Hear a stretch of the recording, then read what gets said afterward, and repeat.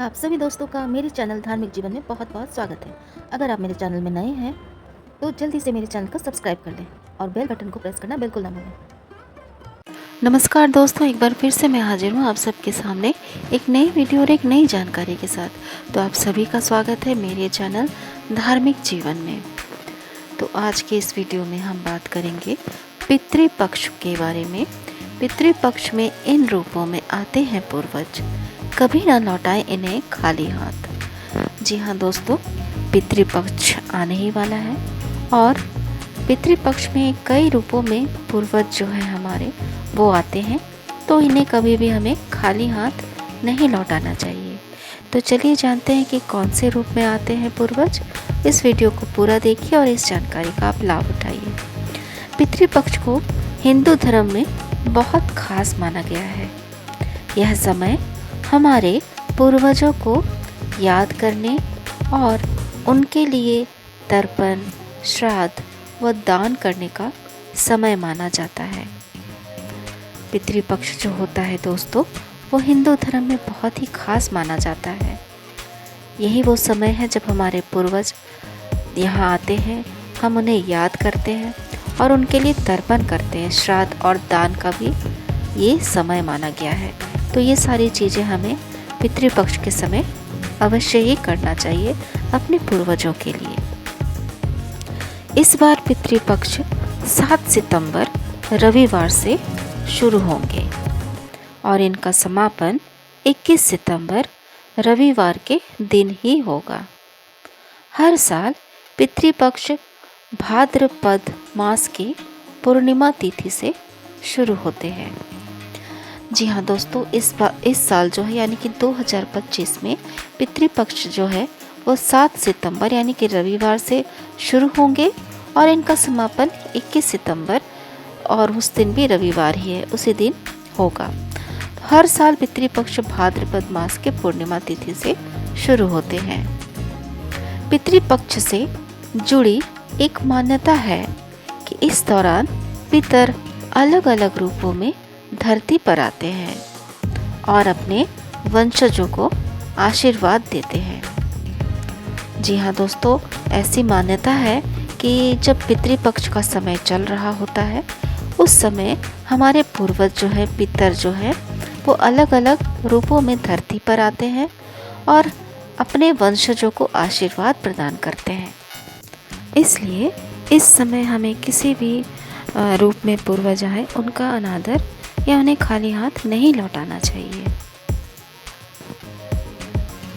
तो चलिए जानते हैं कि पितृपक्ष या श्राद्ध पक्ष के दौरान धरती पर किन किन रूपों में पितर या कहें पूर्वज आते हैं। तो चलिए आगे के वीडियो में हम जानते हैं कि पितृपक्ष में धरती पर किन किन रूपों में पितर या पूर्वज यहाँ आते हैं, इसके बारे में हम जानकारी प्राप्त करते हैं ताकि हम अपने पूर्वजों को खाली हाथ वापस ना भेजें और उनका आशीर्वाद भी हमें प्राप्त हो। मान्यता है कि पितृपक्ष के दौरान पितर कौवे के रूप में आते हैं, इसलिए श्राद्ध के समय पहले कौवों को खाना खिलाया जाता है, क्योंकि कौवे को पितरों का प्रतीक माना जाता है। जी हाँ, सबसे पहले आप ये नोट कर लें कि पितृपक्ष के दौरान पितर जो है वो खास तौर पर कौवे के रूप में आते हैं। इसलिए श्राद्ध के समय जब भी हम श्राद्ध करते हैं तो सबसे पहले कौवों को खाना खिलाया जाता है, क्योंकि कौवे को पितरों का प्रतीक माना जाता है। इसके अलावा ऐसा भी माना जाता है कि पितृपक्ष के दौरान पितर गाय या बैल के रूप में आकर अपने लोगों को आशीर्वाद देते हैं, इसलिए श्राद्ध में उन्हें विशेष स्थान दिया जाता है। साथ ही साथ ये भी माना जाता है दोस्तों कि पितृपक्ष के दौरान जो पितर हैं वो गाय या बैल के रूप में भी आते हैं और अपने लोगों को आशीर्वाद देते हैं, इसलिए श्राद्ध में उन्हें भी विशेष स्थान दिया जाता है। हम उन्हें भी बहुत ही आदर सत्कार से उनकी सेवा करते हैं, उनको खाना खिलाते हैं।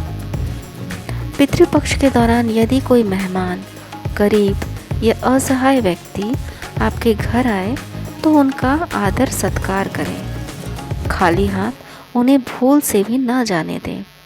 अगर पितृपक्ष के दौरान आपके घर पे कोई भी मेहमान आता है या कोई गरीब या असहाय व्यक्ति आते हैं तो उनका हमेशा आदर सत्कार करें। उन्हें खाली हाथ भूल के भी जाने ना दें, क्योंकि हो सकता है इस रूप में आपके पितर ही आपके घर आए हों।